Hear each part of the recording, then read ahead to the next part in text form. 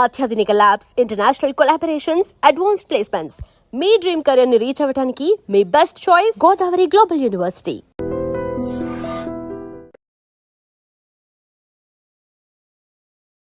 నమస్కారం, welcome to iDream. నేను విచిత. ప్రస్తుతం మనతో పాటు ఉన్నారు oncology surgeon doctor Mohan Vamsi గారు.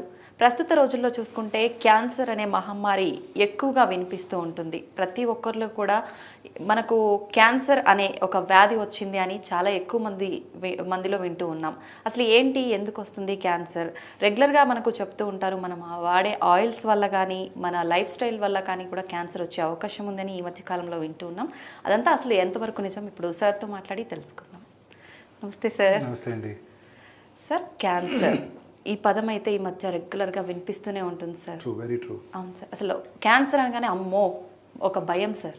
నిజంగా ఎందుకు సార్, ఎందుకు ఇంత ఎక్కువగా వినిపిస్తుంది? భారతదేశంలో అబౌట్ 142 crore పాపులేషన్లో ప్రతి సంవత్సరం అబౌట్ ICMR ఎస్టిమేట్ ప్రకారం 15.5 lakh న్యూ క్యాన్సర్స్ డయాగ్నోస్ చేయబడుతున్నాయి. అంటే 1.5 million. ఓకే. ప్రపంచం మొత్తం మీద ఇట్స్ అబౌట్ 20 crore. ఇండియాలోనే 1.5 million ఉందండి. చైనా పాపులేషన్ మనకన్నా కొంచెం తక్కువ ఇప్పుడు, బట్ అక్కడ అబౌట్ 36 lakh క్యాన్సర్స్ ఉన్నాయి. సో మన ఇండియాలో probably grossly under estimated disease అండి ఇది. మన ప్రాబ్లం ఏంటంటే cancer is not a notifiable disease. వాళ్ళు మార్నింగ్ నేను క్యాన్సర్ పేషెంట్ చూసాను అనుకోండి, నేను ఎవరికి రిపోర్ట్ చేయాల్సిన అవసరం లేదు. నేను దానికి ట్రీట్మెంట్ చేసి ఆయన ఇంటికి పంపించేస్తే హ్యాపీ. అదే కరోనా కేసు చూసాం అనుకోండి, ఇమీడియట్గా మున్సిపల్ అథారిటీస్కి హెల్త్ పోర్టల్లోనూ అప్లోడ్ చేయాలి, అన్ని చేయాలి. సో అందువల్ల మన భారతదేశంలో సైంటిస్టులు, డాక్టర్లు బిలీవ్ చేసేదంటే క్యాన్సర్ ఇన్సిడెంట్స్ ICMR వారి అంచనా 15.5 lakhs ఉంటే దానికి డబుల్ ఉంటుందని అనుకుంటున్నాం. ఓకే. ఎందుకంటే చాలా చోట్ల ఇంకా క్యాన్సర్ని నోటిఫై చేయట్లేదు. ఏదో few city population based tumour రిజిస్ట్రీస్ని తీసుకొని దాన్ని బట్టి అంచనా వేస్తున్నారే తప్ప కరెక్ట్ అంచనాలు లేవు. సో ఈ అంచనాల ప్రకారం కూడా ప్రతి 9 మందిలో ఒకరు క్యాన్సర్ బారిన పడుతున్నారు ఇండియాలో. అంటే ఒక ఫ్యామిలీలో 9 మంది ఉంటే life time risk of one of them developing cancer. ఎందుకు సార్ అసలు రీజన్ ఏంటి? అంటే చాలా ఎక్కువైపోతుంది. ప్రతి 1,00,000 మందికి, ఉదాహరణకి అమీర్పేట్ పాపులేషన్ 1 lakh అనుకోండి, అందులో 107 మంది క్యాన్సర్ బారిన పడుతున్నారు. సో ప్రతి సంవత్సరం న్యూ కేసెస్. ఇట్లా ఇది అర్బన్ ఏరియాస్లో చాలా ఎక్కువగా ఉంటుంది. ఈ క్యాన్సర్ అవడానికి అనేక రకాలైన కారణాలు ఉన్నాయండి. అందులో మోస్ట్ ఇంపార్టెంట్ ఎన్విరాన్మెంటల్ ఫ్యాక్టర్స్, రెండోది జెనెటిక్ ఫ్యాక్టర్స్. జెనెటిక్ ఫ్యాక్టర్స్ చాలా తక్కువ రోల్ ప్లే చేస్తాయి. ఉదాహరణకి అంజలినా జోలీ పేరు విన్నారా? Famous Hollywood movie heroine. వారి తల్లిగారికి ట్రిపుల్-నెగటివ్ బ్రెస్ట్ క్యాన్సర్ ఉందని వారు BRCA1, BRCA2 టెస్ట్ చేయించుకొని వారికి పాజిటివ్ ఉండటంతో వారికి 100% life time risk of developing breast cancer, 80% risk of developing ovarian cancer అని తెలుసుకొని ముందుగానే 2011లోనే 2 బ్రెస్ట్లు తీయించేసుకున్నారు, 2 ఓవరీలు తీయించేసుకున్నారు.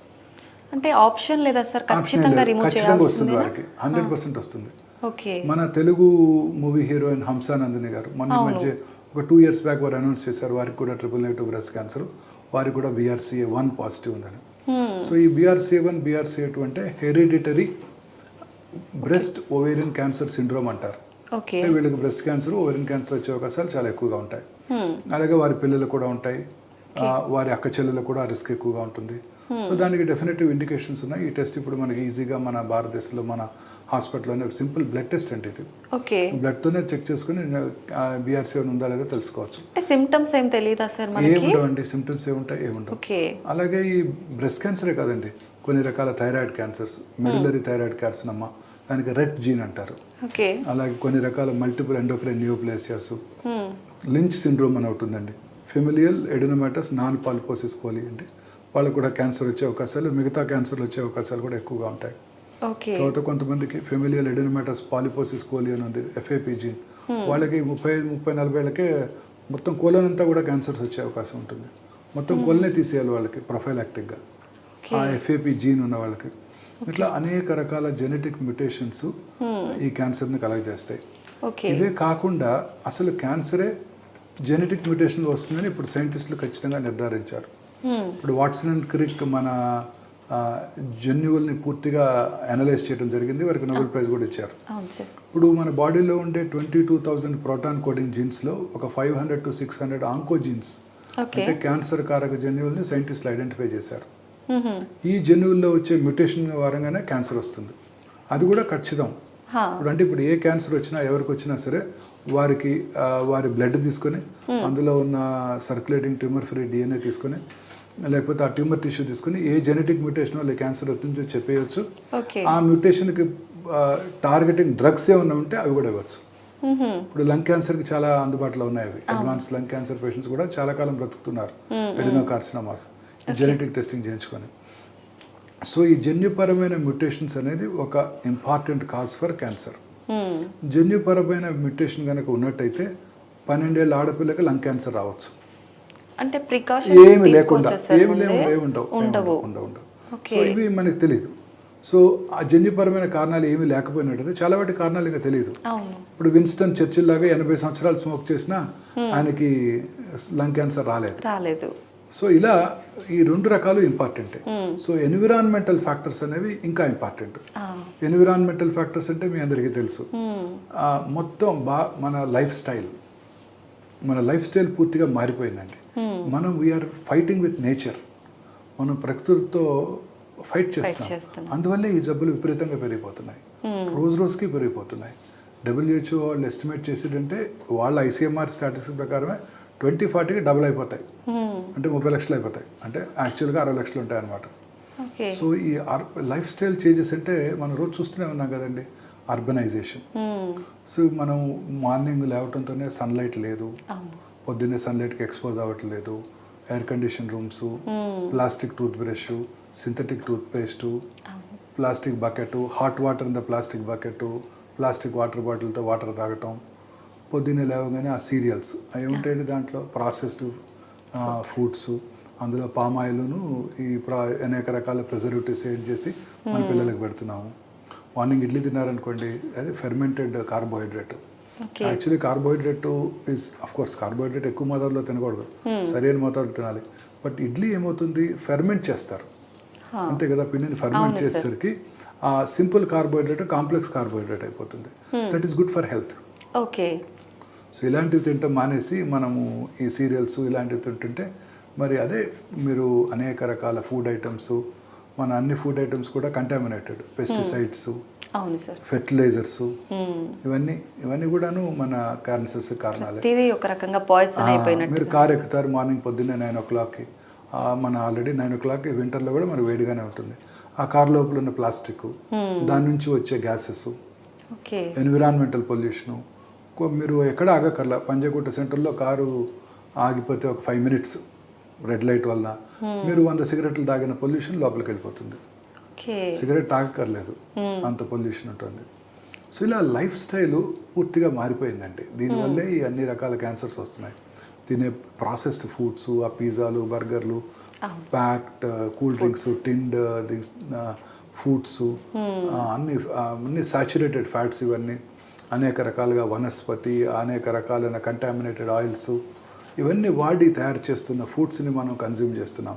హై కార్బోహైడ్రేట్స్, బిస్కెట్స్ అంటే ఏంటండి, చాలా హై హీట్లో ఆ కార్బోహైడ్రేట్ని పౌడర్ చేయటం, జస్ట్ మనకి పిండి పదార్థం రావటం. సో ఇవన్నీ కూడాను క్యాన్సర్ కారణాలండి. ఇవే కాకుండా నా మోస్ట్ ఇంపార్టెంట్ ఏంటంటే మన చేంజ్. ఇప్పుడేంటి, పగలు మనం పని చేసుకొని రాత్రి నిద్రపోవాలి కదా. ఇప్పుడు మార్నింగ్ నేను బంజారాస్ నుంచి వస్తుంటే, గచ్చిబౌలి వస్తుంటే 100 టాల్ టవర్స్, అవన్నీ వెల్ లిట్ టవర్స్, అందరు పనిచేస్తున్నారు అక్కడ, రాత్రంతా పనిచేస్తున్నారు. So this is against the natural rhythm. Natural రిథమ్ని సర్కేడియన్ రిథమ్ అంటాం. ఈ రిథమ్ని మనం బ్రేక్ చేస్తున్నాం. పగలు పడుకొని రాత్రి పని చేస్తున్నాం. చక్కగా రాత్రి 7:30, 8 డిన్నర్ చేసేసి 9 పడుకుంటే లైట్లు ఆఫేసి పొద్దున్నే 2 గంటలకు అట్లా మెలటోనిన్ అనే హార్మోన్ ఉత్పత్తి అవుతుంది. ఈ హార్మోను యాంటీ క్యాన్సర్ ప్రాపర్టీస్ ఉంది. సో ఇది ఉత్పత్తి అవ్వదు. మీరు రాత్రిపూట పని చేయకర్లా, మీరు కూడా రాత్రి 11 దాకా పని చేసుకొని 9 దాకా 11 దాకా టీవీ చూసి 11 పడుకునే ముందు మీరు ఆ బ్లూ స్క్రీన్ మొబైల్ ఫోన్ చూస్తుంటారు, యూట్యూబ్ లేకపోతే వాట్సాప్ మెసేజ్లు చూసుకుంటూ వాటికి ఆన్సర్ చేస్తూ పడుకుంటే మెలటోనిన్ హార్మోన్ ఉత్పత్తి తగ్గిపోతుంది. సో క్యాన్సర్స్ వస్తుంటాయి. మరి ఆడవాళ్ళలో బ్రెస్ట్ క్యాన్సరు, కోలన్ క్యాన్సరు, తర్వాత లంగ్ క్యాన్సర్స్, ఇవన్నీ కూడా ఎక్కువ అవటానికి ఇదే కారణం. ఆ హార్మోన్ ఉత్పత్తి తగ్గిపోవటం, ఇవన్నీ కూడా ఇదే కారణం. సో యాక్చువల్లీ ఇన్ఫ్యాక్ట్ రాత్రిపూట లైట్ లేకుండా పడుకోవాలి. ఓకే. ఒకవేళ మీరు భయంగా ఉండి లైట్ వేసుకోవాలి, బెడ్ లైట్ ఉన్నా కూడా preferably red light is the best it seems. Red లైట్లో మెలటోనిన్ హార్మోన్ ఉత్పత్తి కొంత ఎఫెక్ట్ అవ్వకుండా ఉంటుందంట. ఈ ఆర్టిఫిషియల్ వైట్ లైట్స్ కూడా కారణమేనండి. ఆర్టిఫిషియల్ వైట్ లైట్స్ కూడా కారణమే. యాక్చువల్లీ ప్రపంచంలో ఇండియాలో తప్ప ఎక్కడ ఉండవు ఈ వైట్ లైట్స్. మీరు ఎనీ 5-star హోటల్కి వెళ్ళండి, ఎక్కడైనా చూసారా? లేదు సార్. ఇక్కడ కాదు, ఇండియాలో కదా, అబ్రాడ్లో కూడా ఎక్కడ చూడవు. చిన్న లైటు, బెడ్ లైట్, పడుకోవడానికి బెడ్ మీద పడుకొని చదువుకోవడానికి ఒక లైటు, ఆఫీస్ టేబుల్ ఒకటి ఉంటే అక్కడ ఒక లైటు ఉంటుంది అంతే. సో ఈ ఆర్టిఫిషియల్ లైట్స్ కూడా ఈ క్యాన్సర్కి కారణం అండి. Okay. So I personally believe ఒక 5 things are there in our life which are dangerous. First one is white rice. ఈ పాలిష్డ్ రైస్ అండి, just plain carbohydrate goes into our body. Just anything excess is dangerous. తగిన మోతాదులో ఉండాలి. పూర్వకాలంలో ఇవి తినేవాళ్ళు కాదు. దంపుడు బియ్యం, పార్బాయిల్డ్ రైస్ తమిళనాడులోను కేరళలో తింటారు. మనకి తెలంగాణలో కూడా అనేక మొత్తం పార్బాయిల్డ్ మిల్స్ ఉన్నాయి. సో ఈ parboiled rice is far superior. లేదా hand pound rice, single pound rice, ఇవన్నీ కూడా ఫార్ సుపీరియర్. రైసే తినాలి అనుకుంటే. మిల్లెట్స్ కూడా ఆఫ్ కోర్స్ వెరీ హెల్దీ. దీంతో పాటు తినగలిగితే రైసే తినాలనుకుంటే this is far healthy food. In fact ఇడ్లీస్లో పార్బాయిల్డ్ రైసే వాడతారు. They don't use white rice. So white rice, తర్వాత white sugar. Sugar is dangerous అండి. చాలా మంది అడుగుతుంటారు, క్యాన్సర్ వచ్చిన వాళ్ళు షుగర్ తినకూడదా డాక్టర్ గారు అని. నో, షుగర్ అందరూ తినొచ్చు, తగిన మోతాదులో తినాలి అంతే తప్ప షుగర్ ఎక్కువ తీసుకునే వాళ్ళలో అనేక రకాలైన మెటబాలిక్ ప్రాబ్లమ్స్, ఊబకాయము, డయాబెటీస్ అన్నీ వచ్చి వాళ్ళ కూడా క్యాన్సర్ వచ్చే అవకాశాలు ఎక్కువగా ఉంటాయి. So white sugar is my personal this thing. White rice, white sugar, white maida. Maida is the most dangerous substance. రోజు తినే మన పిల్లలు తినేది, మీరు తినేది యంగ్స్టర్స్ మైదానే. మీరు తినే ప్రతి అదేంటి నాను, రోటీ, చిన్న చిన్న హోటల్స్ అన్నింటిలోనూ మిల్లెట్స్తోనూ లేకపోతే వీటితోనూ రోటీ చేయరు మీకు. Maida is the cheapest. టేస్టీగా కూడా ఉంటుంది, మంచి కలర్ ఉంటుంది. Chole bhatura, bhatura is nothing but maida. ఈ మైదా వాడేటప్పుడు how do they do it? ఈ వీటిని వైట్ కలర్ పాలిష్ చేయడానికి అనేక రకాలైన గ్యాసెస్, కెమికల్స్ వాడతారు. ఆ కెమికల్స్ అన్ని పొటాషియం బ్రోమైడ్ అనేది వాడతారు. అది highly dangerous. That causes cancer. And that it's pure carbohydrate. Again carbohydrate intake ఎక్కువ అనుకోలది ఊబకాయము, క్యాన్సర్. సో మీరు తినే ప్రతి పేస్ట్రీ, పటిసరీ, ప్రతి కేకు, ప్రతి ఐటము కూడాను మైదాతో తయారు చేసింది. సో వైట్ మైదా. తర్వాత white salt. White salt is equally dangerous. అనేక రకాలైన కార్డియాక్ ప్రాబ్లమ్స్ దారితీస్తుంది. And last is white light. So ఈ 5 వైట్స్ని అవాయిడ్ చేయాలండి. చేస్తే హెల్తీగా ఉండొచ్చేమో. వైట్ సాల్ట్ ప్లేస్ లో ఏ సాల్ట్ యూస్ చేయొచ్చు? Rock salt. షుగర్ బదులు brown sugar, natural sugars, jaggery. Pink salt ఎక్కువగా ఈ మధ్య యూస్ చేస్తున్నారు sir. Better. Pink salt is good. అనేక రకాలుగా మనం ఈ న్యాచురల్ ఫుడ్స్ని మానేసి ఇవి చేస్తుండేసరికి క్యాన్సర్స్ ఎక్కువైపోతున్నాయండి. తర్వాత ఇండస్ట్రియల్ పొల్యూషన్. బట్ అర్బన్ ఏరియాస్లో క్యాన్సర్ ఇన్సిడెన్స్ చాలా ఎక్కువ అండి. ఇండియాలో కూడా మీరు క్లాసికల్గా రూరల్ అర్బన్ డివైడ్ ఉందండి. 2022 స్టాటిస్టిక్స్ ప్రకారం ఈ రూరల్ ఏరియాస్లో వచ్చే క్యాన్సర్స్ తగ్గిపోతున్నాయి. 2010లో cervical cancer is the leading cancer. అవును సార్. ఇప్పుడు 2022లో 22 స్టాటిస్టిక్స్ మనకి ఇప్పుడు అందుబాటులో ఉన్నాయి. Breast cancer 2,24,000 new breast cancer patients per annum in India. అంటే ప్రతి 4 నిమిషాలకి ఒక స్త్రీ బ్రెస్ట్ క్యాన్సర్ బారిన పడుతున్నారు. ప్రతి 6 నిమిషాలకి ఒక స్త్రీ సర్వైకల్ క్యాన్సర్ వల్ల చనిపోతున్నారు. సో ఇమాజిన్ చేయండి the magnitude the problem. 2,50,000 gastrointestinal tract cancers. ఇవి మనకు తెలిసినవి. తెలియనివి అన్రిపోర్టెడ్ కేసులు ఇదికి డబుల్ ఉంటుంది. సో ఇంకా అనేక రకాలుగా ఈ డైట్, ఈ హై ఫైబర్ తీసుకున్నారనుకోండి, అనేక రకాలైన క్యాన్సర్స్ వచ్చే అవకాశాలు తగ్గిపోతాయి. ఊబకాయం వచ్చే అవకాశాలు తగ్గిపోతాయి. ఒబిసిటీ, కోలన్ క్యాన్సర్ వచ్చే అవకాశాలు తగ్గిపోతాయి. బ్రెస్ట్ క్యాన్సర్ వచ్చే అవకాశాలు తగ్గిపోతాయి. You see, obesity is a very important risk factor. Breast, colon, అన్ని రకాల ఎండోమెట్రియం, యూట్రైన్ క్యాన్సర్, ఎండోమెట్రియం, ఇవన్నీ కూడా ఒబిసిటీలో ఎక్కువ ఉంటాయి. వీటన్నిటికీ అగైన్ కారణం diet. White sugar, white salt, white rice, ఇవే కారకం అన్నమాట. So high fibre, lots of greens, vegetables, fruits. Fruits కంటే లాట్ ఆఫ్ యాంటీ ఆక్సిడెంట్స్. ఇవన్నీ కూడా మనలో ఈ క్యాన్సర్ రాకుండా చేస్తాయి. ఓకే. ప్లెంటీ ఆఫ్ ఫ్రూట్స్ తీసుకోవాలి మనందరం కూడా. తర్వాత గ్రీన్స్, మీట్ తక్కువగా, red meat especially this red meat అంటే మీకు తెలుసు కదా, ల్యాంబ్, బీఫ్ ఇవన్నీ కూడా రెడ్ మీట్. ఓకే.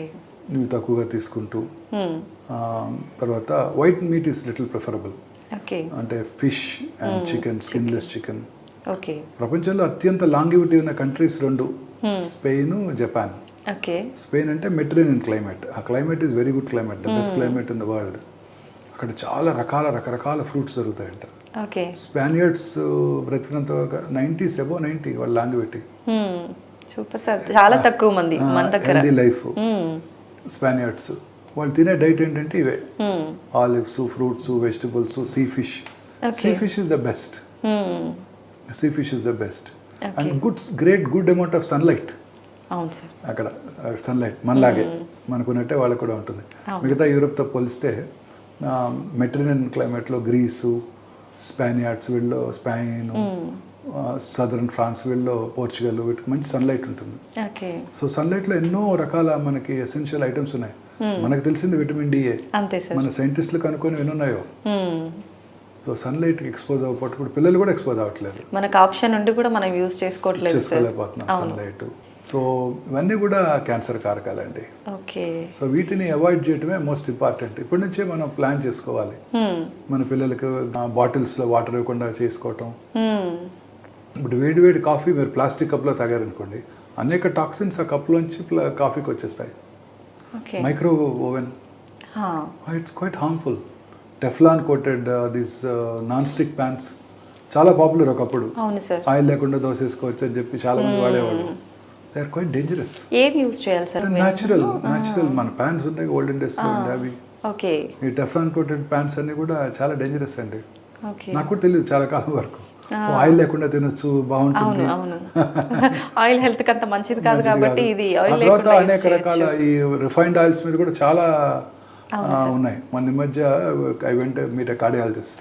సో ఆయన చెప్తున్నారు ఈ రిఫైన్డ్ ఆయిల్స్ కన్నా మన ఓన్ వేరుశెనగ నూనె, గానుగలో చేసిన కొబ్బరి నూనె ఫార్ బెటరు.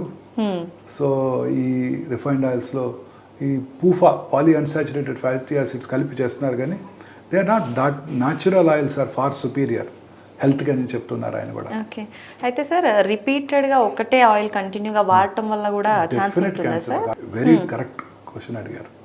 అది ఇప్పుడు రోజు అక్కడ పెడతారు మిర్చి బజ్జీ, పొద్దున్న ఆయిల్ పోస్తాడు, దాంట్లోనే వేస్తూ ఉంటాడు. సాయంకాలం మనం వెళ్ళి అక్కడ నుంచొని 100 మంది కార్లు మరి ఆపి కూర్చొని తింటుంటారు. 100% కార్సినోజెనిక్ అండి. Reused oils are 100% carcinogenic. 100%. ఒక రకంగా మన లైఫ్ స్టైల్ వల్ల మనమే కొన్ని తెచ్చుకుంటున్నాం కదా. అనేక రకాలు. ఒక టాబ్లెట్ ఇవ్వగానే ఫస్ట్ మామూలు టాబ్లెట్, దీనికి సైడ్ ఎఫెక్ట్స్ ఏంటి డాక్టర్ గారు అని అడుగుతారు. అవును. అక్కడికి వెళ్ళి చక్కగా ఆనందంగా కూర్చొని ఆ డర్టీ హ్యాండ్స్తో ఆ రీయూజ్డ్ ఆయిల్స్ లో వేసే బజ్జీల్ని ఆనందంగా ఒక క్వశ్చన్ అడగకుండా డబ్బులు ఇచ్చి మరీ తినొస్తున్నాం. అంతే. అవి టెంప్ట్ చేస్తుంటాయి సార్, తిను అన్నట్టు. అడగంగానే ముందు టాబ్లెట్ కానీ సైడ్ ఎఫెక్ట్స్ ఏంటి డాక్టర్ గారు? అవును. సర్జరీ చేయగానే కాంప్లికేషన్స్ ఏమైనా ఉన్నాయా డాక్టర్ గారు అని అడుగుతుంటారు. శుభం బాలకం అంటే అవును. జనరల్లీ సర్జరీ చేయగానే ఫస్ట్ క్వశ్చన్ అదే, కాంప్లికేషన్స్ ఏమైనా ఉన్నాయండి? ఫుడ్ అనగానే ఫుడ్ హెల్త్ కి మంచిది అనే కాన్షియస్ లోనే ఉంటారు కాబట్టి రావు సార్ క్వశ్చన్స్. ఏ హోటల్ కైనా వెళ్ళండి మేడం, ఎవరన్నా మంచి ఆయిల్ వాడతారా? మేబీ 5-star హోటల్లో కూడా I don't think they will use any of this natural oils. Food కూడా మనం రీహీట్ చేసుకొని తినటం వల్ల వచ్చే అవకాశం ఉంటుందా సార్? రీహీట్ చేస్తే క్యాన్సర్ ఏనండి తప్పనిసరిగా. ఓకే. తప్పనిసరిగా అవన్నీ క్యాన్సర్ కాదు. ఏ హోటల్ కన్నా వెళ్ళండి మేడం, కాన్ ట్రస్ట్. అన్ని రోటీలన్నీ మైదాతో చేసినవే, స్వీట్స్ అన్ని మైదాతో చేసినవే, అంతా వైట్ రైసే, ప్లెంటీ ఆఫ్ ఆయిల్, కలర్స్. నేనే కదా మనం ఎన్నో తమిళనాడులో పీచ్ మిఠాయి బ్యాన్ చేశారు, అక్కడ తమిళ్లో పంజి మిఠాయి అంటారు, కాటన్ క్యాండీ. దాంట్లో వేసే అన్ని కెమికల్స్ కూడా డేంజరస్ అండి. రోడమిన్ బి అని ఉంది కదా, అది టెక్స్టైల్ ఇండస్ట్రీలోను, తర్వాత కలరింగ్ ఏజెంట్స్లోను, డై ఇండస్ట్రీస్లోను వాటిలో వాడతారనమాట. అందులో చాలా రకరకాల ఆక్సిడేటివ్ రాడికల్స్ ఉంటాయండి, అవి క్యాన్సర్కి దారితీస్తాయి. చిన్నప్పుడే పిల్లలకి అవన్నీ ఇచ్చామనుకోండి, సో వాళ్ళ టెండర్ ఆర్గన్స్ ఎఫెక్ట్ అయిపోతాయి.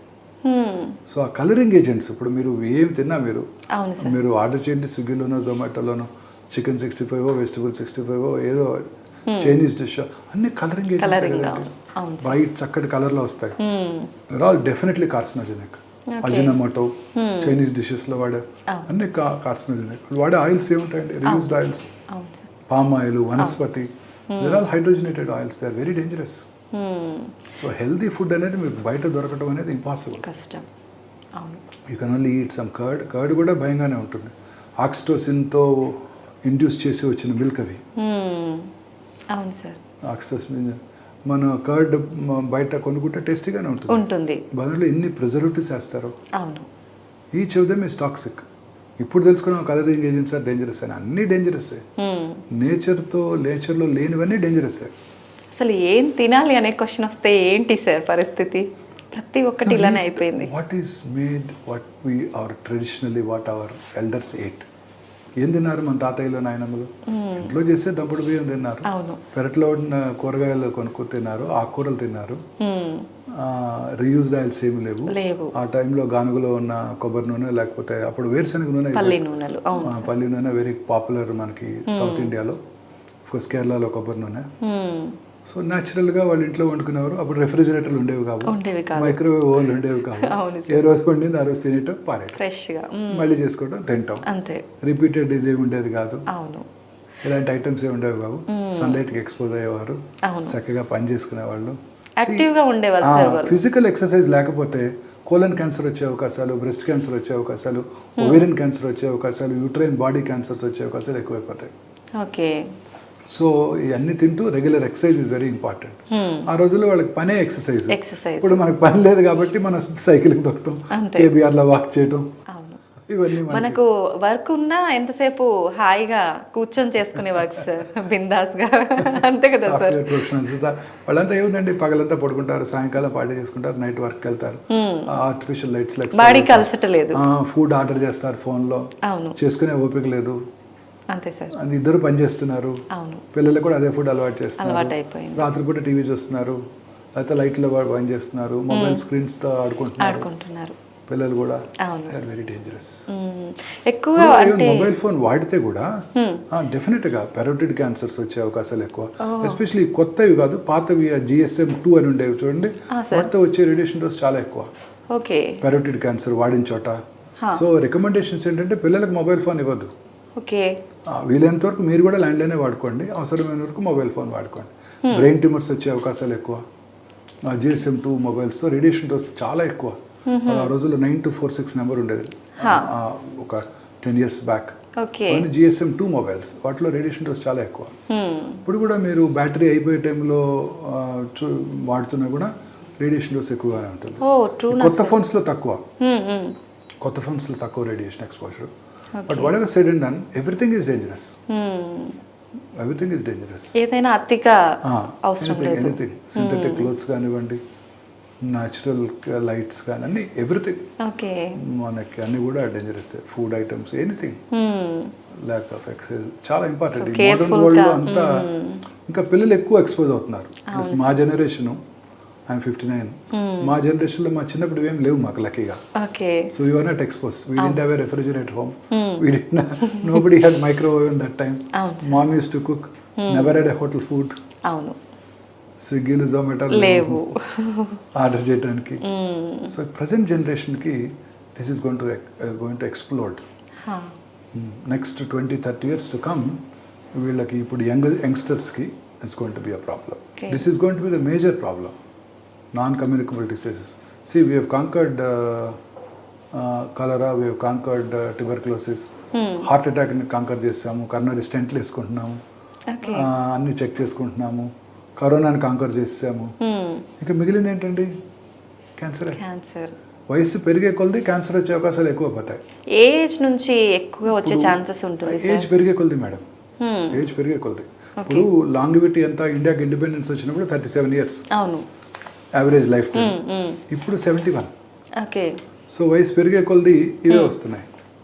ఇప్పుడు 80 years ఏజ్ ఉన్న స్త్రీలు జూబ్లీ హిల్స్లో 100 మంది ఉన్నారనుకోండి, అందులో 10 మందికి బ్రెస్ట్ క్యాన్సర్ ఉంటుంది. 90 years ఏజ్ ఉన్న వయసున్న స్త్రీలు జూబ్లీ హిల్స్లో 100 మంది ఉన్నారనుకోండి, 16 మందికి బ్రెస్ట్ క్యాన్సర్ ఉంటుంది. సో వయసు పెరిగే కొలది క్యాన్సర్ వచ్చే అవకాశాలు ఎక్కువగా ఉంటాయి. అన్ని క్యాన్సర్స్, మగవాళ్ళలో ప్రాస్టేట్ క్యాన్సర్, బ్లాడర్ క్యాన్సర్, అన్ని క్యాన్సర్స్ కూడా వయసు పెరిగే కొద్దీ వస్తాయి. ఇప్పుడు ట్యూమర్లు వచ్చిన ప్రతి ట్యూమర్ క్యాన్సర్గా మారే అవకాశం ఉంటుందా సార్? ట్యూమరు అంటే రెండు ఉంటాయండి, benign and non cancerous. Malignant అంటాం. మ్యాలిగ్నెంట్ అంటే క్యాన్సర్. ట్యూమర్ అంటే మన భాషలో తెలుగులో చెప్పాలంటే గడ్డ. రకరకాల గడ్డలు వస్తుంటాయి. బ్రెస్ట్లో మామూలు గడ్డలు వస్తాయి, క్యాన్సర్ గడ్డలు వస్తాయి. కొన్ని మామూలు గడ్డలు క్యాన్సర్గా మారవచ్చు. ఉదాహరణకి థైరాయిడ్లో లంప్ ఉంటుంది, లెఫ్ట్ అన్ట్రీటెడ్ అది క్యాన్సర్గా మారచ్చు. చాలా మంది అంటారు నాకు చాలా కాలంగా ఉందండి, 30 ఏళ్ళుగా ఉంది, నాకేం హాని చేయలేదు. ఎస్, 30 ఏళ్ళుగా ఉంది, 30 ఏళ్ళతో అది క్యాన్సర్గానే మారుతుంది. ఏది ఉంచుకోకూడదు మన బాడీలో. పెరోటిడ్లో బెనైన్ ట్యూమర్ ఉంటుంది, సర్జన్ దగ్గరికి వెళ్తారు. చాలామంది సర్జన్స్ కూడా చిన్న ట్యూమరే కదా, అక్కడ ఒక ఇంపార్టెంట్ నర్వ్ ఉంటుంది, అది దాన్ని డ్యామేజ్ చేస్తాము, ఏం చేయట్లేదుగా ఉంచుకోండి అంటారు. It turns into malignancy. Ordinary innocuous fibroadenoma బ్రెస్ట్లో ఉందనుకోండి, ఫైబ్రాయిడినోమా పేరు ఉంటారు కదా, చిన్నపిల్లల్లో వస్తుంటుంది, టీన్స్లో వస్తుంటుంది. Left untreated lifetime risk of developing into cancer, అంటే క్యాన్సర్ అయ్యే అవకాశాలు 2%. ఓకే. సో ఏది మనం ఉంచుకోకూడదు. 30 ఏళ్ళు దాటిన ఒక ఏ స్త్రీ కూడా బ్రెస్ట్లో లంప్ ఉంచుకోకూడదు, అన్లెస్ ప్రూవెన్ అదర్వైజ్. ఓకే. అలాగే పుట్టుమచ్చలు ఒకటి చాలా ఇంపార్టెంట్ వార్నింగ్ సిగ్నల్ ఏంటంటే, అవి కలర్ మారుతున్నా, సైజ్ ర్యాపిడ్గా పెరుగుతున్నా, అల్సరేట్ పుండు పడుతున్నా, ఫ్లేక్స్ అంటే పొరలుగా స్కిన్ ఊడిపోతున్నా, అలాగా బ్లీడింగ్ అని అవునైనా పుట్టుమచ్చలు అవి క్యాన్సర్గా మారుతున్నాయని సంకేతం అన్నమాట. ఓకే. ఎక్కడైనా సరే ఇలాంటి కేసెస్ చాలా కామన్గా చూస్తామండి. మెల్లమ్మ ఇస్ క్వైట్ కామన్. నేను వినటం ఫస్ట్ టైం. సౌత్ ఇండియాలో పుట్టుమచ్చల్లో క్యాన్సర్స్ చాలా కామన్ అండి. చాలా చిన్నవి ఉంటాయి. ఏలు నెయిల్ కింద చిన్న డాట్ ఉంటుంది, బ్రెయిన్కి వెళ్ళిపోద్ది. ఓకే. వెరీ కామన్, కాళ్ళలో వస్తుంటాయి. సో ఇవి కూడా ఎనీ మార్పు, మనలో వచ్చే ప్రతి మార్పుని అశ్రద్ధ చేయకూడదండి. నోట్లో పుండు కానివ్వండి, మానని పుండు, పెయిన్లెస్, అలాగే వైటిష్ ప్యాచ్,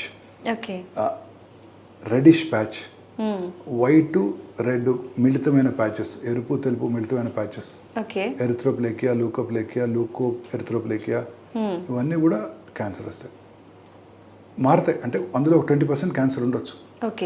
ఎనీ చేంజ్, చిగుళ్ళ నుంచి బ్లడ్ రావటం, లేదా నోట్లో ఏదైనా ఫారిన్ బాడీ ఉన్నట్టు అనిపించడం, నాలుగు ఎన భాగంలో క్యాన్సర్ ఉంటాయి, ఏదో ఫారిన్ బాడీ మింగినా అక్కడే ఉన్నట్టుగా ఉంటుంది. మాటలో స్పష్టత కోల్పోవటం, అందులో క్యాన్సర్ వచ్చినప్పుడు పుండు కనిపించకపోవచ్చు, లోపల ఉండొచ్చు. మాటలో స్పష్టత కోల్పోవటం, అది కూడా క్యాన్సర్ లక్షణాలే. హెడేక్ వస్తే డెఫినెటివ్ ఇండికేషన్. నడి వయసులో increasing headache, especially early morning headache, పొద్దున్న లేవగానే తలకాయ నొప్పితో లెగుస్తారు, లేదా తలనొప్పితో పొద్దున్నే లెగుస్తారు 5 4 సో అలాగే వార్నింగ్, ఇవన్నీ బ్రెయిన్ క్యాన్సర్కి వార్నింగ్ సిగ్నల్స్. ఇలా మన శరీరంలో వచ్చే ఎటువంటి మార్పుని, మలమూత్ర విసర్జన అలవాట్లో మార్పు రావటం, ఫుడ్ తీసుకోవడంలో ఇబ్బందిగా ఉండటం, కొంచెం ఫుడ్ తీసుకోగానే పొట్ట ఫుల్ అయినట్టు ఉండటం, బ్లీడింగ్ ఫ్రమ్ ఎనీవేర్, మోషన్లో బ్లడ్ పట్టడం, యూరిన్లో బ్లడ్ పట్టడం, నిప్పుల నుంచి బ్లడ్ డిశ్చార్జ్ రావటం, ఇంటర్మెన్స్ట్రల్ బ్లీడింగ్ అంటే పీరియడ్స్ కాని టైంలో బ్లడ్ రావటం, పోస్ట్ కాయిటల్ బ్లీడింగు, ఇలా అనేక రకాలుగా బ్లీడింగ్ ఎక్కడొచ్చినా సరే అశ్రద్ధ చేయకూడదు. అయితే క్యాన్సర్ వచ్చినప్పుడు స్పెసిఫిక్గా ఏదైనా పార్ట్లో వచ్చినప్పుడు ఆ పార్ట్ని రిమూవ్ చేయడము, అక్కడ ఏదైనా ట్యూమర్ లాగా వచ్చినప్పుడు అది రిమూవ్ చేయడం అలా చేస్తుంటారు కదా సార్, అలా రిమూవ్ చేసిన తర్వాత ఆ ప్లేస్లో మళ్ళీ వచ్చే ఛాన్స్ ఉండదంటారా? ఎస్, తప్పకుండా అండి. క్యాన్సర్ అనేది అంత సింపుల్ కాదు. క్యాన్సర్ అంటే ఏమిటి, మన శరీరంలో ఉన్న కోట్లాది కణాల్లో ఏదో ఒక కణం అప్రతీతంగా పెరిగిపోవడానికి క్యాన్సర్ అంటాం. అది కంట్లో రావచ్చు, స్కాల్ప్ మీద రావచ్చు, బ్రెయిన్లో రావచ్చు, ఎక్కడైనా రావచ్చు. క్యాన్సర్ యొక్క మెయిన్ ప్రాబ్లం ఏంటంటేనండి, అది చుట్టుపక్కల ఉన్న నార్మల్ కణజాలంలోకి చొచ్చుకొని పోతుంది. క్యాన్సర్ అంటే గ్రీక్ భాషలో పీత అని అర్థం. సో మనం క్రాబ్ తింటుంటారు మన వాళ్ళు, నాన్ వెజ్ తినేవాళ్ళు. క్రాబ్ తినామంటే గ్రీక్ దేశంలో క్యాన్సర్ తినామని అడగాలన్నమాట వాళ్ళు. క్యాన్సర్ అంటే పీత అని అర్థం అండి. సో పీతలాగా ఆ కాళ్ళు అలా చొచ్చుకొని పోతుంటాయి నార్మల్ టిష్యూస్లోకి. చిన్నప్పుడు చదువుకున్నాం సెల్లు, యాటమ్ అంటే ఎంత స్మాల్గా ఉంటుంది. ఆ కణాలు రక్తనాళాల ద్వారా, లింఫ్ నాళాల ద్వారా శరీరంలో ఇతర భాగాలకు పాకిపోతాయి. అది క్యాన్సర్తో మెయిన్ ప్రాబ్లం. అందుకే ఓల్డెన్ డేస్లో క్యాన్సర్ వచ్చినప్పుడు ఈ కాన్సెప్ట్ తెలియనప్పుడు, అంటే 1920 తర్వాతే ఈ కాన్సెప్ట్ సైంటిస్టులకు తెలిసాయి. అంతకుముందు సర్జరీ చేశారనుకోండి బ్రెస్ట్కి, బ్రెస్ట్ తీస్తారు, మళ్ళీ తిరిగి వచ్చేది లంగ్లోనో లివర్లోనో. సో అందరికీ ఒక అపోహ ఉండేది, కత్తి పెడితే క్యాన్సర్ పెరిగిపోతుంది, అది అపోహ. అదేంటంటే ఈ నాలెడ్జ్ లేనప్పుడు క్యాన్సర్ యొక్క బయోలాజికల్ బిహేవియర్ తెలియనప్పుడు ఈ అపోహ ఉండింది. మనందరికీ తెలుసు క్యాన్సర్ కత్తి పెట్టినా పెట్టకపోయినా పెరిగిపోతూనే ఉంటుంది. క్యాన్సర్ని ఎర్లీ స్టేజ్లో తీయాల్సి, మీరు అడిగారే తీస్తే మళ్ళీ వస్తుందా అని. క్యాన్సర్ని తీయటానికి గైడ్ లైన్స్ ఉన్నాయి. ఎప్పుడు తీయాలి, ఏ సైజులో ఉన్నప్పుడు తీయాలి. ఉదాహరణకు బ్రెస్ట్ ట్యూమర్ పెద్దగా ఉంది, 5 సెంటీమీటర్లు ఉంది, తీసేయండి డాక్టర్ గారు, మొత్తం బ్రెస్ట్ తీసేయండి డాక్టర్ గారు అంటుంటారు. తీయకూడదు. అది పెద్దదిగా ఉంటే ముందుగా కీమోథెరపీ ఇచ్చి డౌన్ సైజ్ చేయాలి. నిన్న ఒక డాక్టర్ గారు వచ్చారు నా దగ్గరికి, స్పెషలిస్ట్ డాక్టర్ గారు. వారికి ట్రిపుల్-నెగటివ్ బ్రెస్ట్ క్యాన్సర్ ఉంది. చిన్న లంపే, నాకు తీసేయండి బ్రెస్ట్, ఆ గడ్డ తీసేయండి, చంకలో ఉన్న గ్లాండ్స్ తీసేయండి, సెంటర్నల్ లోడ్ చేయండి అని అడుగుతాను. తీయకూడదు. ట్రిపుల్-నెగటివ్ బ్రెస్ట్ క్యాన్సర్కి ఇప్పుడు ముందుగా కీమోథెరపీ అలాగే ఇమ్యూనోథెరపీ ఇచ్చి తగ్గించి ఆ తర్వాత ఆపరేషన్ చేయాలి. డెఫినెటివ్ గైడ్ లైన్స్ ఉన్నాయి. రెక్టల్ క్యాన్సర్ అతి ఎర్లీ స్టేజ్లో వస్తే తప్ప T2 అంటే కొంచెం మజిల్లోకి వెళ్ళినా కూడా ముందుగా రేడియేషన్ కీమోథెరపీ ఇచ్చి సర్జరీ చేస్తే రిజల్ట్స్ ఫార్ సుపీరియర్. స్ప్రెడ్ అవ్వకుండా సర్వైవల్ పెరిగిపోతుంది. సైంటిస్టులు ఇప్పుడు అన్ని స్టడీ చేశారు. ఇలా ముందు సర్జరీ చేస్తే ఎంతకాలం సర్వైవ్ అయ్యారు, రేడియేషన్ కీమో ఇచ్చి ఎంతకాలం సర్వైవ్ అయ్యారు, అవన్నీ చేసి మనకు చక్కగా గైడ్ లైన్స్ ఇచ్చారు. ఇప్పుడు NCCN 2024 గైడ్ లైన్స్ ఉన్నాయి. ట్రిపుల్-నెగటివ్ బ్రెస్ట్ క్యాన్సర్ అయితే సర్జరీ చేయొద్దు, HER2 రిసెప్టార్ పాజిటివ్ ఉంటే సర్జరీ చేయొద్దు, కీమోథెరపీ టార్గెటెడ్ థెరపీ ముందు ఇచ్చి తగ్గించి చేయండి. Oesophageal cancer however early it is, దానికి ఒక క్లినికల్ ట్రయల్ ఉంది. ఆ క్లినికల్ ట్రయల్లో ఏంటంటే ముందుగా కీమో రేడియేషన్ ఇచ్చి తర్వాత 4 to 6 weeks తర్వాత సర్జరీ చేస్తే క్యూర్ అయ్యే అవకాశాలు ఎక్కువ ఉంటాయి. దాన్ని క్రాస్ క్లినికల్ ట్రయల్ అంటారు. టోటల్ క్యూర్ ఉంటుందా సార్? టోటల్ క్యూర్ అవుతాయి ఎర్లీ స్టేజెస్లో. 100 చెప్పలేము, ఏ క్యాన్సర్ కూడా గుడ్ ఛాన్స్ అర్లీగా గుర్తిస్తే. సో అందుకని ఇప్పుడు క్యాన్సర్కి గైడ్ లైన్స్ ఉన్నాయి, మనం అవి ఫాలో అయిపోవాలి. ట్యూమర్ ఉంది తీసేయండి అనకూడదు. ఓవేరియన్ క్యాన్సర్ అర్లీ స్టేజ్లో ఉంటే సర్జరీ చేస్తాం, లేట్ స్టేజ్లో ఉంటే కీమోథెరపీ ఇచ్చి తగ్గించి అప్పుడు ఆపరేషన్ చేస్తాం. అట్లా అన్నిటికీ గైడ్ లైన్స్ ఉన్నాయి. 2+2 అంటే 4 అమెరికాలో అయినా, ఇండియాలో అయినా, ఆఫ్రికాలో అయినా. అట్లనే క్యాన్సర్ కూడా అంతే. ఈ గైడ్ లైన్స్ ఫాలో అయిపోతే వీఆర్ సేఫ్. సో అంతే తప్ప ప్రతి క్యాన్సర్ పేషెంట్ని సర్జరీ చేసేయాలి ముందు. చాలా మంది అడుగుతుంటారు, డాక్టర్ గారు ఇవాళ క్యాన్సర్ డయాగ్నోస్ చేశారు రేపు తీసేస్తారంటే. నో, ముందు చెక్ చేసుకోవాలి ఆపరేషన్ చేసే స్టేజ్లో ఉందా లేదా, ఎస్పెషల్లీ బ్రెస్ట్ క్యాన్సర్. ఇవన్నీ చూసుకొని ట్రిపుల్-నెగటివ్ అయితే ముందు కీమోథెరపీ ఇమ్యూనోథెరపీ ఇచ్చి తగ్గించి, లేదా ఓన్లీ కీమోథెరపీ ఇచ్చి తగ్గించి అప్పుడు సర్జరీ చేయాలి. సో అన్నిటికీ కూడా గైడ్ లైన్స్ ఉన్నాయి. ఇప్పుడు ఆ గైడ్ లైన్స్ ఫాలో అయిపోవాలన్నమాట. ఫాలో అయిపోతే we are safe. Order of treatment కూడా ముందు సర్జరీ చేయాలా, లేకపోతే కీమో రేడియేషన్ ఇచ్చి సర్జరీ చేయాలా, అయిపోయిన తర్వాత అడ్జువెంట్ ట్రీట్మెంట్ ఎవరికి చేయాలి, పోస్ట్ ఆపరేటివ్ పెథాలజీ రిపోర్ట్ని బట్టి treatment is defined and designed. అలా చేస్తే మంచి రిజల్ట్స్ ఉంటాయి, ఆప్టిమల్ రిజల్ట్స్ ఉంటాయి. కానీ ఒకటి మాత్రం ఏంటంటే క్యాన్సర్లో మా ఒక సీనియర్ సర్జన్ చెప్పారు, the unpredictable biological behaviour of the tumour makes the most predictable treatment unpredictable. అంటే దాని బిహేవియర్ ఎలా ఉంటుందంటే ఎంత మంచి ట్రీట్మెంట్ ఇచ్చినా కూడా తిరిగి వస్తుంటాయి. సో ఇది it's going to be a very complex problem. అర్లీగా ఉంది క్యాన్సరు, ఎండోమెట్రియల్ క్యాన్సరు, సర్జరీ చేసాము, రేడియేషన్ కూడా ఇచ్చాము అతి జాగ్రత్తగా, 3 నెలల్లోనూ 6 నెలల్లోనూ తిరిగి వస్తుంది. సో ఎండోమెట్రియం ఎస్పెషల్లీ అంటే గర్భసంచి బాడీ క్యాన్సర్స్. సో సైంటిస్టులు ఇప్పుడు వాటికి ఒక ప్రొగ్నాస్టిక్ ఫ్యాక్టర్స్ ఇందాక చెప్పాను చూసారా, జెనెటిక్ మ్యూటేషన్ ఐడెంటిఫై చేశారు. సో ప్రతి ఎండోమెట్రియల్ క్యాన్సర్కి పేషెంట్ కూడా ఇప్పుడు జెనెటిక్ మ్యూటేషన్ స్టడీస్ చేస్తున్నాం. చేసి ఎవరికి ఇది బాగుంటుంది, ఎవరికి తిరిగి వస్తుందో కూడా చెప్పగలుగుతున్నాం. సో ఫ్యూచర్ ఆఫ్ ఆంకాలజీ అంతా ఇలానే ఉండబోతుంది. సో ఇప్పుడు అన్ని చోట్ల breast oncologist, gynaec oncologist, GI oncologist, uro ఆంకాలజిస్టులు ఉన్నారు. కచ్చిబౌలిలో జిఏ ఆంకాలజిస్టు, బంజారాస్లో యూరో ఆంకాలజిస్టు ఉన్నారు. ఫ్యూచర్లో ఎలా ఉండబోతుందంటే రండి, ఇదంతా కూడా ఆర్గన్ బేస్డ్ క్యాన్సర్ ట్రీట్మెంట్ ఉండదు, genetic mutation based cancer treatment ఉంటుంది. అంటే HER2 ఆంకాలజిస్ట్, EGFR ఆంకాలజిస్ట్, అలా ఉండబోతుంది ఫ్యూచర్ అంతా. ఏ క్యాన్సర్ అయినా కూడా జెనెటిక్ మ్యూటేషన్ టెస్ట్ చేసుకొని ఆ మ్యూటేషన్ ఎవరికి పాజిటివ్ ఉంటే ఆ ట్రీట్మెంట్ ఇస్తారు ముందుగానే. ఫ్యూచర్ ఆఫ్ ఆంకాలజీ ఇలా ఉండబోతుంది. Surgical oncologist will be out of work. నేను already the verge of retirement, 5 ఏళ్ళు పనిచేస్తాను. నెక్స్ట్ జనరేషన్ వాళ్ళకి ఇబ్బంది. అంత ఫ్యూచర్ ఆఫ్ ఆంకాలజీ అంతా కూడా మెడికల్ ఆంకాలజీ. ఒక పేషెంట్ హాస్పిటల్కి వస్తే ఒక 10 ml బ్లడ్ డ్రా చేసి పేషెంట్ నుంచి అందులో సర్క్యులేటింగ్ ట్యూమర్ సెల్స్ని ఐడెంటిఫై చేస్తున్నారు. ఓకే. సర్క్యులేటింగ్ ట్యూమర్ సెల్స్ అంటే క్యాన్సర్ కణాలు దాంట్లోకి వెళ్ళిపోతాయి, రక్తంలోకి వెళ్ళిపోతాయి. బ్లడ్లో మీకు తెలుసు white cells, red cells, platelets ఉన్నాయి. దాంతోపాటు థౌజండ్స్ ఆఫ్ వైట్ సెల్స్, అదే millions of red blood cells, billions of platelets, దాంతోపాటు 5 నుంచి 10 సర్క్యులేటింగ్ ట్యూమర్ సెల్స్ ఉంటాయి. వాటిని ఐడెంటిఫై చేసే టెక్నాలజీ ఇప్పుడు మనకు అందుబాటులో వచ్చింది. ఆల్రెడీ వచ్చేసింది. ఇప్పుడు మీరు ఎవరైనా పేషెంట్ వచ్చి క్యాన్సర్ ఉందా అంటే 10 ml బ్లడ్ తీసుకొని లిక్విడ్ బయాప్సీ చేస్తే దాన్ని లిక్విడ్ బయాప్సీ అంటారు. చేస్తే క్యాన్సర్ ఉందో లేదో చెప్పేయచ్చు. సర్క్యులేటింగ్ ట్యూమర్ సెల్స్, ఆ ట్యూమర్ సెల్స్ని ల్యాబ్లో గ్రో చేసి ఏ రకమైన యాంటీ క్యాన్సర్ డ్రగ్కి లొంగుతుందో కూడా చెప్పొచ్చు. దీన్ని ఆంకోనామిక్స్ అంటారు. అంటే లేడీస్లో, యంగ్ లేడీస్లో, మ్యారీడ్ లేడీస్లో urinary infection is very common, మీరు వినే ఉంటారు. ఏం చేస్తారు, యూరిన్ తీసుకెళ్ళి కల్చర్కి ఇస్తారు, ఏ ఆర్గానిజం గ్రో అవుతుందో చూస్తారు, దేనికి లొంగుతుందో తెలుసుకుంటారు, యాంటీబయాటిక్ వేసుకుంటారు. అలా ఈ సర్క్యులేటింగ్ ట్యూమర్ సెల్స్ని మనం ల్యాబ్లో గ్రో చేసి దేనికి లొంగుతుందో, యాంటీ క్యాన్సర్ డ్రగ్కి దేనికి లొంగుతుందో కూడా చెప్పే టైం వచ్చేసింది. ఇప్పుడు టెక్నాలజీ చాలా మారిపోయింది. అలాగే అదే బ్లడ్లో ఇందాక నేను చెప్పాను సర్క్యులేటింగ్ ట్యూమర్ ఫ్రీ డిఎన్ఏ ఉంటుంది. ఆ ట్యూమర్ ఫ్రీ డిఎన్ఏని తీసుకొని ఎన్జిఎస్, నెక్స్ట్ జనరేషన్ సీక్వెన్సింగ్ చేసి ఏ జెనెటిక్ మ్యూటేషన్ వల్ల క్యాన్సర్ వచ్చిందో తెలుసుకొని దాన్ని టార్గెట్ చేసే మ్యూటేషన్, టార్గెట్ చేసే డ్రగ్, దాన్ని డ్రగబుల్ మ్యూటేషన్ అంటారు.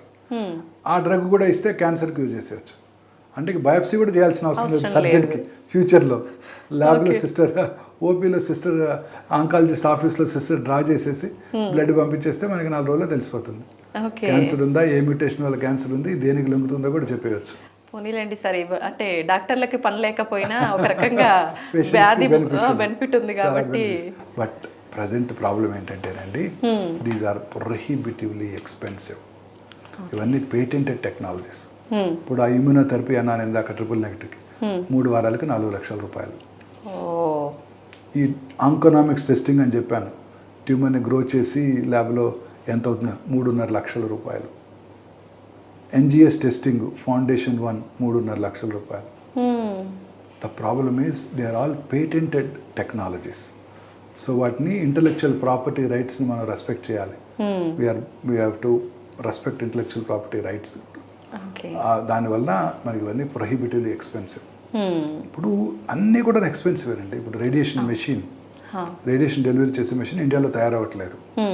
ఎక్కడ ఒకటేదో కంపెనీ ట్రై చేస్తుంది, సక్సెస్గా అవుతున్నారు, ఒక్కటే కొన్నారు ఇండియాలో దాన్ని ఇప్పటికీ. సో ఇవన్నీ ఇంపోర్ట్ చేసుకుంటున్నాం. ఇండియన్ కస్టమ్స్ ఎంతండి, 31%. అంటే ₹1,00,00,000 పెట్టి మెషిన్ తెప్పిస్తే 31 లక్షలు ట్యాక్స్ కట్టాలి. మెషిన్ 30 కోట్లు 40 కోట్లు ఉంటుంది, ట్యాక్స్ ఎంత అవుతుంది చూడండి.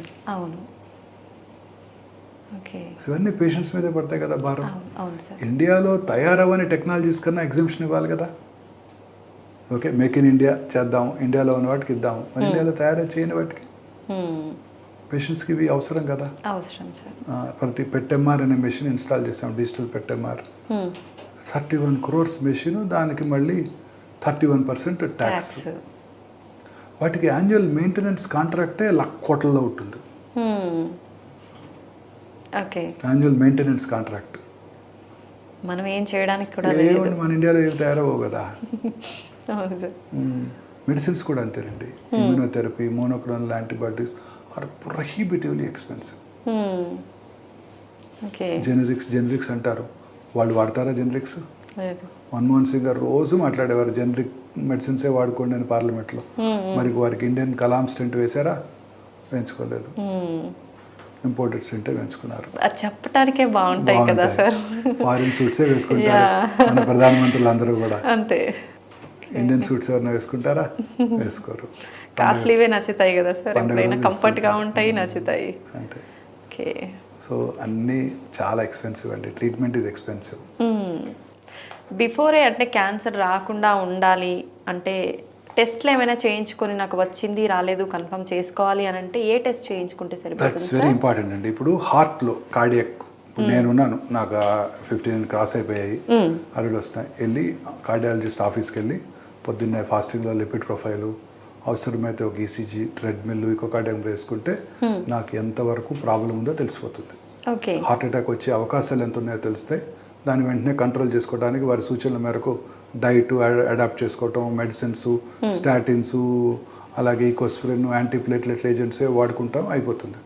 క్యాన్సర్కి అలా లేదండి. ఇవాళ టెస్ట్ చేయించుకున్నారు, మీకు క్యాన్సర్ లేదని చెప్పాను, 3 రోజుల తర్వాత గ్యాస్ట్రిక్ క్యాన్సర్ కనపడవచ్చు. అంత ఫాస్ట్గా? ఫాస్ట్ అని కాదు, this no way we can find out. Okay. Screening అని ఉంది మనకి ఇప్పుడు, గర్భసంచి ముఖద్వార క్యాన్సర్. ఓకే. దానికి లాంగ్ ప్రీ క్యాన్సరస్ ఫేజ్ ఉంది. అంటే క్యాన్సర్ రాకముందే దాన్ని పట్టుకోవచ్చు, ఏది క్యాన్సర్గా మారుతుందో తెలుసుకోవచ్చు. వాటికి స్క్రీనింగ్ చేసుకుంటే తెలుస్తుంది.